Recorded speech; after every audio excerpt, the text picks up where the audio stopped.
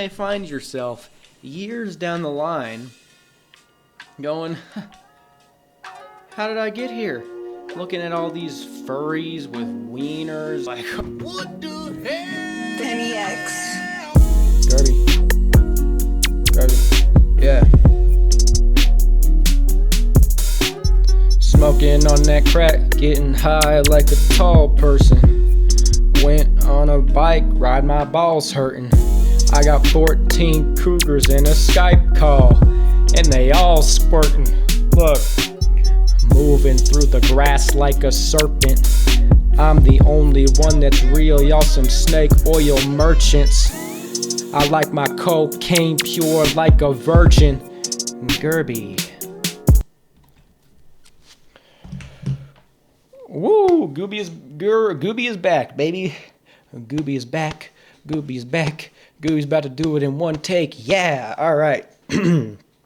Got some new flags today. My room is now full of extremist flags. I'm going to keep on buying them. Comment which ones you want to see next. Now, there's a few flags, one in particular, where, I don't know. I don't really know if I really have the bravery to put it up there. I might just get kicked off immediately, but who knows. You can go ahead and comment it, and maybe one day you'll see it back there waving proud and strong, and it will be my last day. Just, probably not. But yeah, these are kind of niche right here and back there. They're a little bit more esoteric. So 5 points. You get 5 points if you comment which ones they are without cheating. And I'll keep on doing these games, and if you get 100 points, I'll come down to where you live and I'll make you a nice baked good. Make a baked treat. Fresh from Gerby's hands, and I'll put a little bit of daddy's love in it too. Which is code for, I guess means I'm going to nut in the batter or something. I heard about a story a while ago of like a kindergarten teacher who gave his kids cookies, but he nutted in the batter, which, I mean, I really didn't have to bring that up, but I do think that's very funny. Like, why the fuck would you do that? And just watched them eat it. I mean, it's so crazy. Okay. Also, I have a new Discord. Link in bio. Just for fun stuff. You don't have to say anything crazy on there, for the love of God, this time. Just memes, just maybe throw some goofy beats on there for content, fun stuff like that. Maybe I'll do some e-dates. Actually, there won't be any women on there, so I probably can't do e-dates. But, okay, into the video. There's this study you may have heard of. It's the Harvard Study of Human Development. It's been going on for 80-something years now. It's the longest-running study about human happiness. The study is very thorough. They don't just sit people down and go, oh, how do you feel? Like, are you happy or not? It's not like a self-prescribed, none of that hoopla, none of that homosexual rigmarole. They've been studying these guys for like 80 years. They're silent generation men. The oldest ones they're dead, and they're like in their 90s now. They started back in like 1920, 1930 something. Right. They pulled out all the stops. They were very thorough. They do brain scans. They do blood tests. They make them fight. They make them, do other shit. I don't know what they do exactly, but I know the brain scans and blood tests, right? So that's what you really need. Oh, by the way, this beat was made by Westlow. It's a spank literature type beat. Shout out to you. He sent me a lot of gas over the years. But here's this study. Let me just read out some quick morsels of it. Up here, probably. Yeah, baby, wait for Gerby to do it. Close relationships, more than money or fame, are what keep people happy throughout their lives, the study revealed. These ties protect people from life's discontents, help to delay mental and physical decline, and are better predictors of long and happy lives than social class, IQ, or even genes. That finding proved true across the board among both the Harvard men and the inner city participants.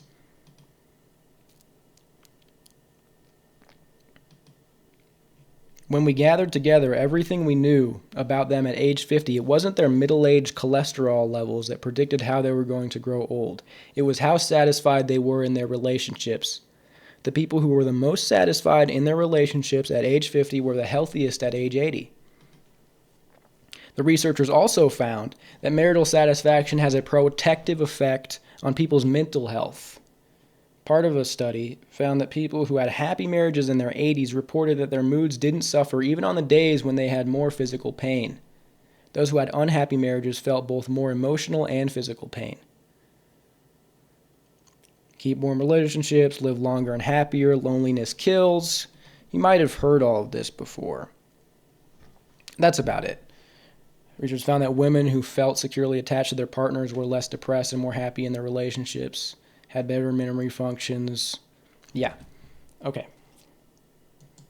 So, I want to specifically focus. There's videos covering this. Don't be lonely, have community, whatever. I want to specifically focus on the marital aspect of this.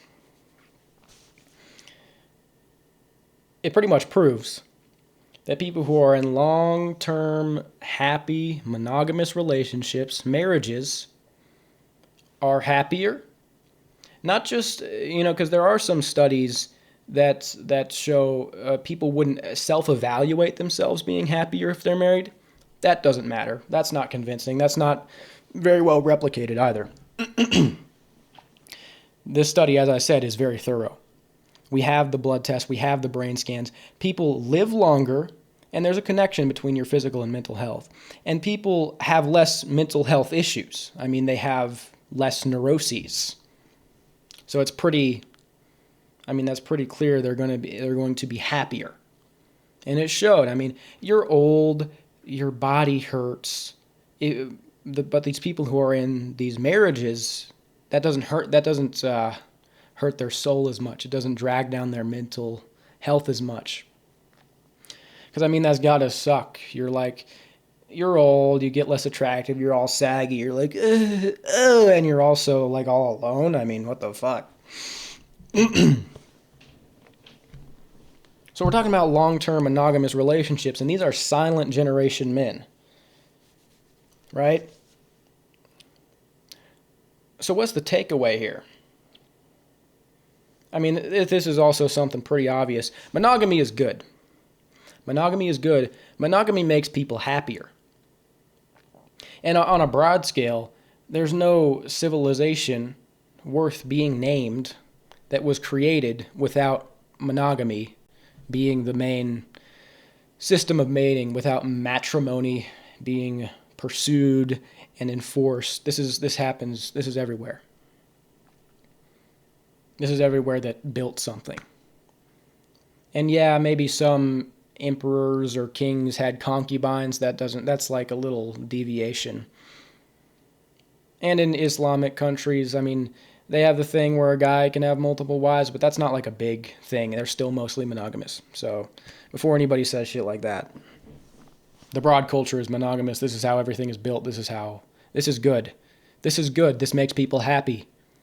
This is how we have families and we build communities and it's what it's all based on. And when we start to lose this, we can't maintain the same societies, the same civilizations that we have. They start to fall apart when we revert to polygamous systems, polyamorous systems, which is what's happening now as it happens. So anyway, I'm getting a little ahead of myself. Monogamy is good. Here's the issue. Let me say, the results of this study, or the findings that a relationship makes you happier, we're talking about a very specific relationship here, and these are silent generation men. It was very different back then.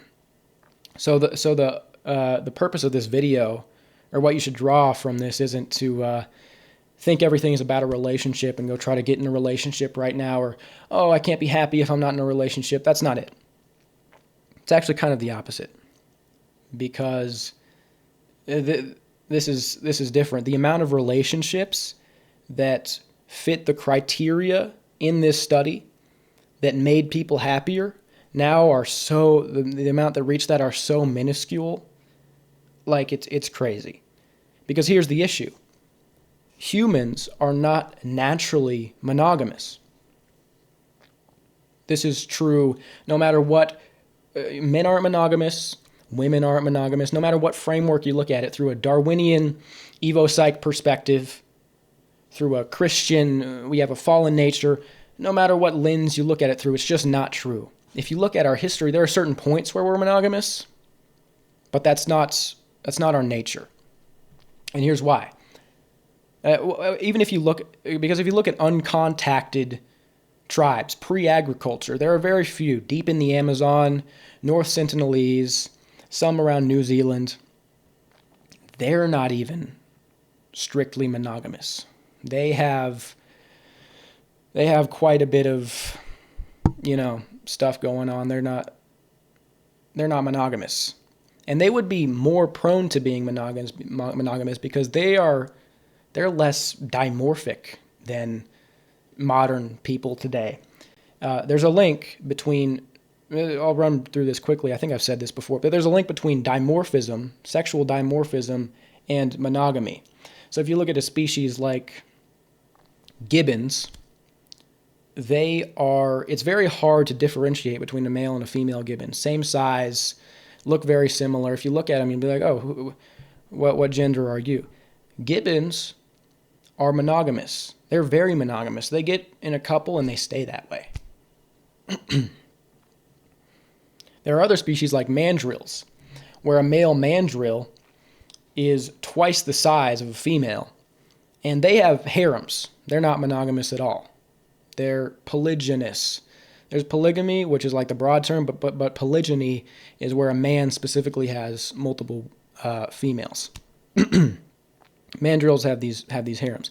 Humans are quite dimorphic. So just from that basis, we're not monogamous. And modern people are more dimorphic than these uncontacted tribes, because they traced our uncontacted pre-agricultural tribes, because they traced our mitochondrial DNA, and we found at the dawn of the agricultural revolution, 17 women reproduced for every one man.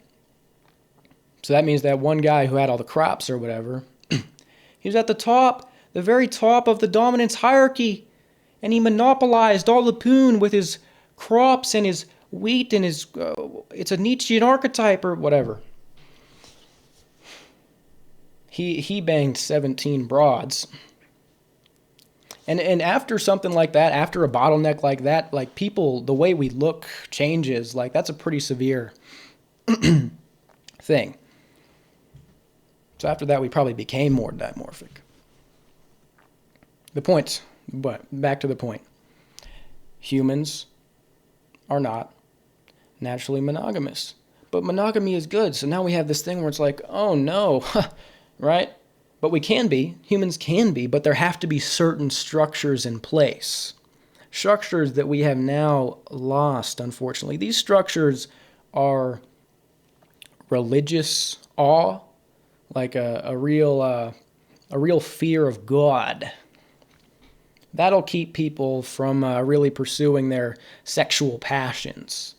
There also has to be like a political structure around it, sort of enforcing it. It has to be a little bit restrictive. Some would even say oppressive, to make sure this monogamous system works. I wouldn't say oppressive. But it does have to be restrictive because it's not our nature. There really has to be a force that keeps us in check, that keeps us that way. There has to be social stigma. There has to be a sort of religious structure.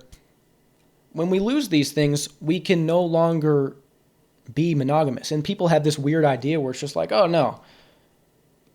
You know, a lot of people have fantasies about being monogamous, about like finding someone and falling in love forever. It's just not realistic. and it actually cannot work.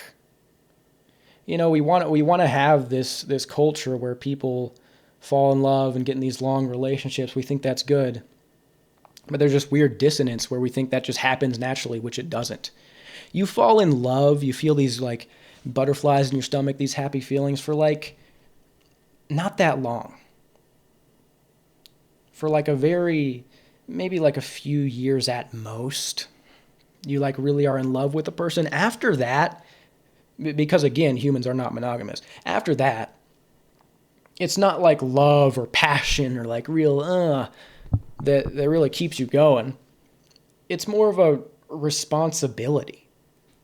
It's more of a duty. And then after that, you find something more than what was at the beginning of that relationship, that love, those butterflies, that craving. You find fulfillment. You find the kind of thing that's found in this study. You live longer. You have a family. You have something real special. True, that comes from true commitment. Even when things get hard. Humans can't be monogamous if we don't have this structure. If certain laws aren't in place, a marriage, you shouldn't just be able to get divorced. No fault divorce. It just doesn't make sense. You shouldn't just be able to get divorced and then get remarried. I mean, what's even the point? Because after you're divorced and you get married again, very rarely does that. Like, it just keeps on going downhill. A marriage is supposed to be an irreversible contract, till death do us part. And if it really has to end, they can be separated, but they can't go and remarry, because what's even the point?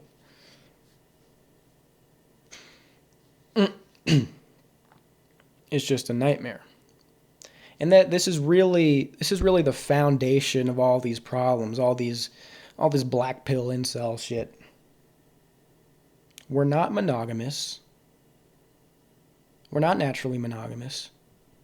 In order to be, we have to have these structures in place, and they're not there anymore. And people think it'll still just work, but it won't. Because people don't understand their own nature. Men are not monogamous, women are not monogamous. It just, that's how the cookie crumbles, my baby. It's unbelievable, dog. And a monogamous system, it like fixes all these problems. In an actual monogamous system based around matrimony, which is not what we have now. The most attractive men, the chads, if you will, marry the most attractive women, young, and now they're out of the dating market forever. And everybody pairs up, and everybody has their family, which gives men an incentive to work. I mean, you see now, like, a modern job is just so crushing, or even like a hard labor job where you're actually doing something, even that's tough. You need a family to go back to. That's the whole point of it. I mean, there was this reel I saw not that long ago of the guy who was like a construction worker, and he's like, I work so hard every day, but the only thing that keeps me going, and he drives back into the garage, and his daughter comes out, it's like this little kid, and she goes, oh, I love you, and hugs him, is like, this is the whole reason I keep on working. That's exactly it. You do all that shit, you come home to an empty apartment, like, what the fuck is the actual point? You know? So it gets real sad. We need certain structures in place for the monogamy to stay. Some people would even argue that monogamy is fundamentally, let me just restart that whole sentence. Holy moly, Gerbizzle, get it together. Some people would even argue that monogamy is fundamentally undermined by certain technologies that we have now, like social media. It just like short circuits the able brain. It renders all of our natural instincts maladaptive. It's just now it's just way harder to even get it might not be anything social or political at this point. Like now that this media, we have this type of media, we're in the digital age, it's just cooked. That's a problem, man. People don't understand how like fundamentally kind of toasted modern dating is. Even the term relationship, this is a new term in English parlance, relatively, to describe courtship or male and female coming together. Because if you think about it, it's very vague. Oh, we're in a relationship. That could mean many things. It used to be, she's my girlfriend, we're engaged, we're married, bing bong boop. There was no like, oh, we're in a relationship. It could mean so many things. So that's already pretty vague. But now we're seeing this shit called a situationships, all these situationships. What the fuck? It doesn't even have the base amount of commitments to qualify as a relationship, which is already vague. And really what it implies is a lack of permanence. A situationship is short, or it's non-monogamy, or it's just straight up non-monogamy.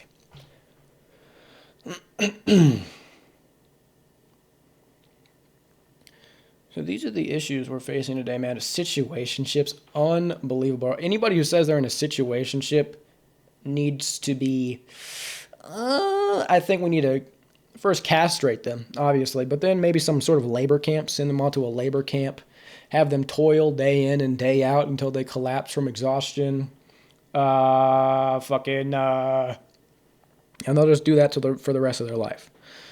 Because, like, what are you doing? There's two types of mating strategies. There's high investment and there's high fertility. So high investment is like this traditional monogamous system, this trad thing, where you get into marriage, you have these kids, both parents are there, they're highly invested and rear the young. High fertility is like what you see in certain places like West Africa, where they're not really monogamous, they're quite polyamorous.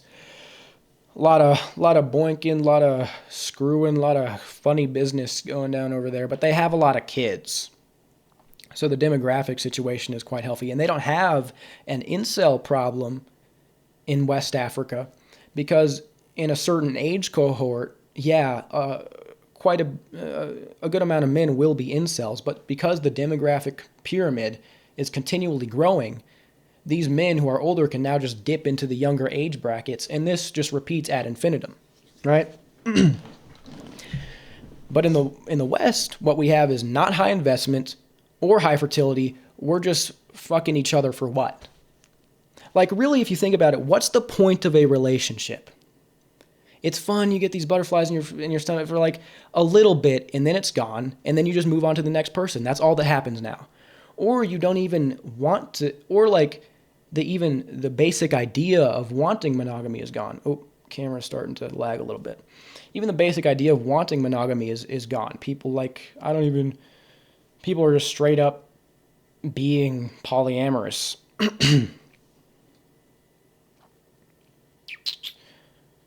So,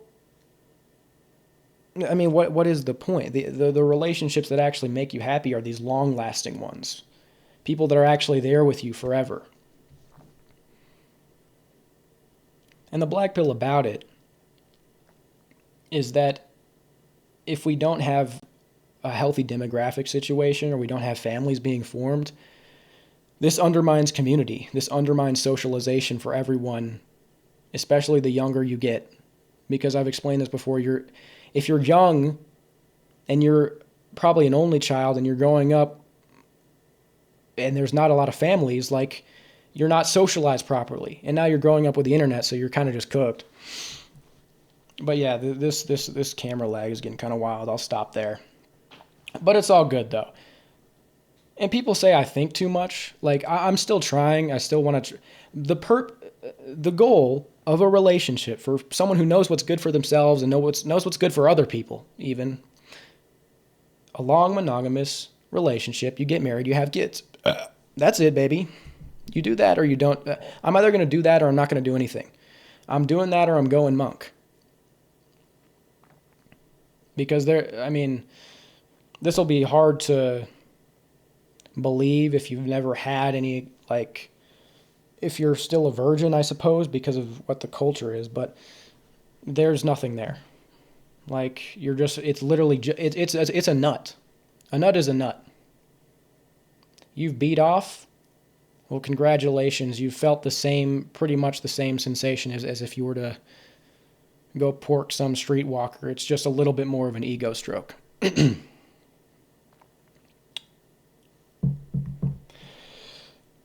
So,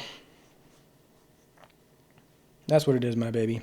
I'm gonna try, but people say make like I think too much, or like, dude, you look decent. Like, you would go, like, do you not understand how fundamentally cooked it is? You're not thinking enough, right? Because these people get in these relationships, they get married, and once you get divorced, the suicide rate for men skyrockets. You're at risk of suicide after you get divorced because it's just so fucked what happens to these guys.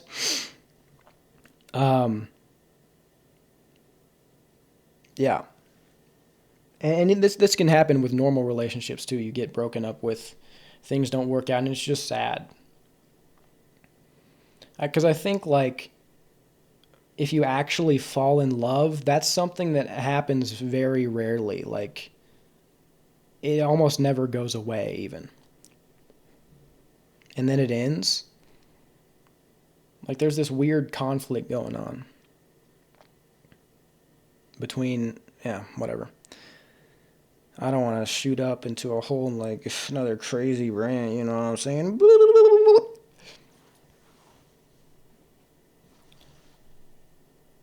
I'm at it. No, there's one more thing I'm going to say.